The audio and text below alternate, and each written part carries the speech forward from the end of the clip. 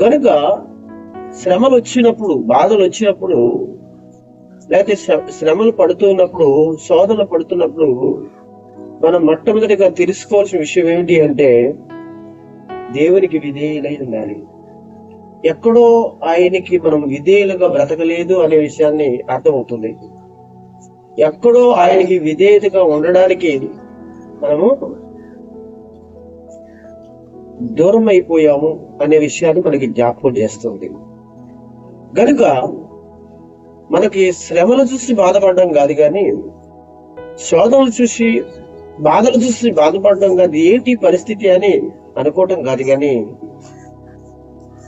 ఈ శ్రమ దేవుని దగ్గరికి చేరడం కొరకు, లేక నేను విధేయత కలిగి ఉండటం కొరకు దేవుడు ఈ యొక్క విషయాన్ని నాకు నేర్పిస్తున్నాడు అనే సంగతిని మనం మొట్టమొదటిగా తెలుసుకోవాల్సిన వారిగా మనం ఉన్నాం.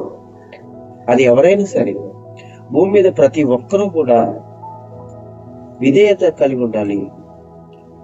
దేవునికి విధేయత కలిగి ఉండటం అంటే నీ వాక్యంకు విధేయత కలిగి ఉండడం. గమనించండి, దేవుడు మనకు తండ్రి, ఆయన మనకి కొన్ని పాఠాలు నేర్పిస్తాడు. మనకి ఆయన కదా నేర్పిస్తాడు, ఎలా ఉండాలి, ఎలా బ్రతకాలి అనేది మనకు నేర్పిస్తాడు విధేయతగా ఉండడం.